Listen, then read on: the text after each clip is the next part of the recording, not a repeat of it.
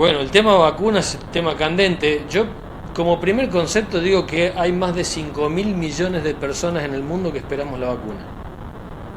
O sea, entendamos ese primer concepto, porque siempre pensamos, no, ya nos llega la vacuna. ¿Ya nos llega? Ya sale la vacuna al mundo, pero somos 5.000 millones los que queremos lo mismo. Hay 7.000 millones, pensamos que 5.000 serían los que se vacunarían o los que esperan tener la vacuna, entonces es muchísima la población mundial que está en la misma situación que nosotros. No pensemos que somos los únicos donde nos va a llegar la vacuna y vamos a estar salvados.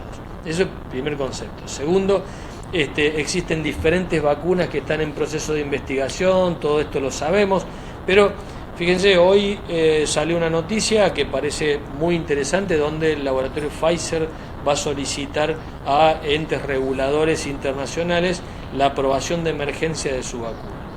Y no es un dato menor, es muy importante, es interesantísimo que se apruebe de emergencia la vacuna de Pfizer, que demostró que tiene una altísima eficacia. Hablar ya más del 90% es altísima eficacia, que medianamente segura, porque lo que lleva de investigación en fase 3 es segura, no tuvo ningún stop, no tuvo ningún freno en la investigación, pero es la vacuna más difícil de circular en forma de logística. ¿Por qué? Porque necesita enfriarla a 80 grados bajo cero, permanentemente, desde que sale del laboratorio hasta que va al vacunatorio. Y en el vacunatorio se la desfriza de menos 80 y puede estar 5 días desfrizada en otro lugar. O sea que es poco el tiempo que tiene también de permanencia de desfrizamiento. Entonces, no es tan sencillo decir, ya sale, si la prueba no, y la semana que viene vamos a la salita y nos vacunamos. No, no es tan así. Requiere una logística muy importante y por eso hay diferentes tipos de vacunas que tienen diferentes características. Otras tienen menor tasa de enfriamiento, no necesitan freezer a menos 80, sino a menos 20. Hay otras que pueden estar en heladera. La de Oxford, por ejemplo, va a ser una vacuna que va a estar en heladera entre 2 y 8 grados, pero llegaría a la Argentina en marzo aproximadamente. Hay una vacuna china en investigación que no necesitaría absolutamente ninguna recomendación especial, pero va a salir a mediados del año que viene. O sea que el futuro es muy interesante. Vemos como dijo un representante de Pfizer ayer, la luz al final del túnel. La estamos viendo y sí, pero los tiempos hay que respetarlos y tenemos que ser pacientes en eso. Mientras tanto, es lo que conocemos hace 8 meses. No tenemos otra alternativa. Se habla que desde el momento que se colocaría la vacuna sería un periodo de 40 días para que empiece a hacer efecto en nuestro cuerpo. ¿Hablamos de ese periodo? ¿Hablamos de una dosis, de 2 dosis? La mayoría de las vacunas son 2 dosis en principio, sería una dosis inicial y la otra al mes. Eso es lo que ha demostrado llegar a esa eficacia superior al 90%.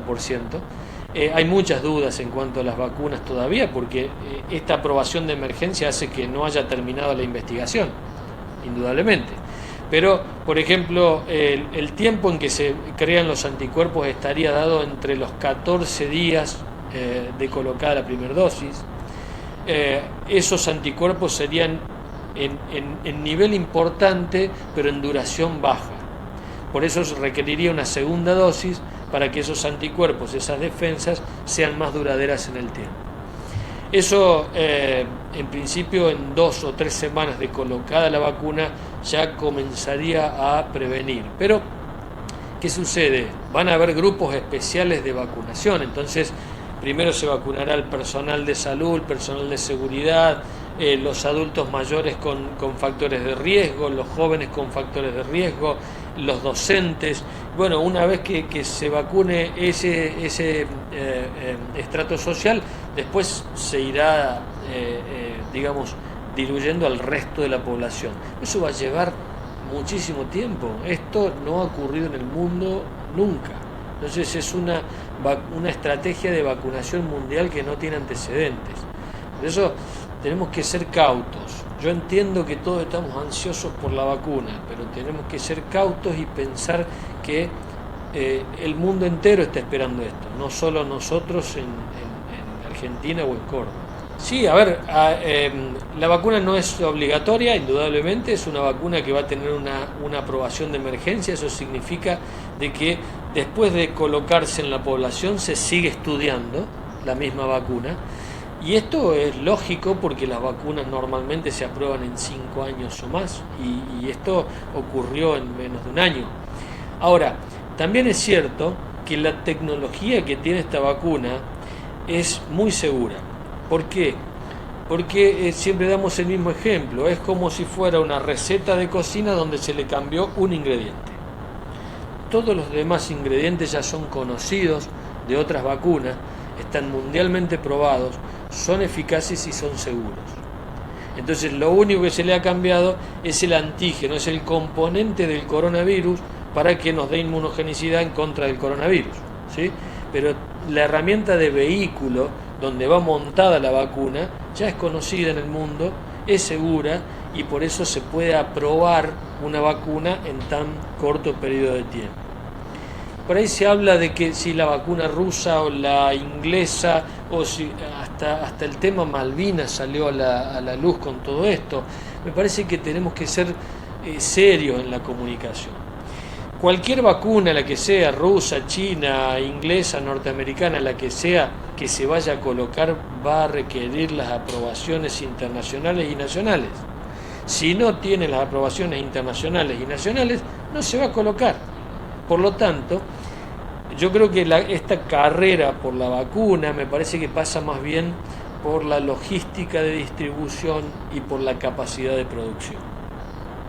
Van a salir más o menos en tiempos de acá a marzo, creo que 4 o 5 vacunas vamos a tener, es probable, es lo que estamos recibiendo como información, pero indudablemente tienen una logística importante y la distribución y el nivel de producción va a ser monstruoso en el mundo, ¿no? Doctor, para cerrar, el hecho de aquellas personas que hemos contraído el virus, si tenemos que hablar de inmunidad y de reinfección, ¿qué debemos saber al respecto?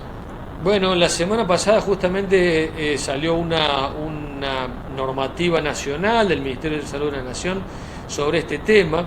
¿Por qué? Porque existen dudas. ¿Existen dudas en qué sentido? En que si realmente existen reinfecciones o si son reactivaciones del virus, o si no son ninguna de las dos cosas, y el segundo periodo es esto que hablábamos al comienzo, que tenemos un síndrome post-COVID, pero no es una nueva infección. Todo esto está en estudio, pero lo que hoy sí conocemos y sí sabemos es que los anticuerpos contraídos de la gente mayor y que tuvo los casos más graves son los que más duran. O sea, los adultos mayores que hayan tenido una infección grave van a tener protección por más tiempo y con mayor nivel de protección. Eso se está viendo muy a menudo. Y la otra condición es que la gente que ha tenido un cuadro asintomático, o lo que nosotros le llamamos paucisintomático o oligosintomático, son los que han tenido muy pocos síntomas, generarían bajo nivel de anticuerpo y durarían poco tiempo. Se está hablando de 3 meses aproximadamente. De ahí la recomendación nacional de decir, la persona que haya tenido coronavirus, lo mismo tiene que seguir con las medidas de prevención como antes de contraerlo. Eso, como la vacuna, se va a seguir estudiando a medida que ven más casos en el mundo, es como que se va amplificando esto de la experiencia obtenida, ¿no? Recuerden que estamos cumpliendo un año de la aparición de la enfermedad. Todavía tenemos congresos, yo siempre doy el mismo ejemplo, tenemos congresos mundiales dedicados a una sola patología como es el VIH. Y hay congresos en el mundo dedicados a esa sola enfermedad cuando apareció en el año 81. Esto apareció hace un año y queremos tener todas las respuestas. Es como muy difícil. Hay que ser cauto, respetuoso, hay que tener esa paciencia necesaria para obtener la mejor respuesta o la mejor información.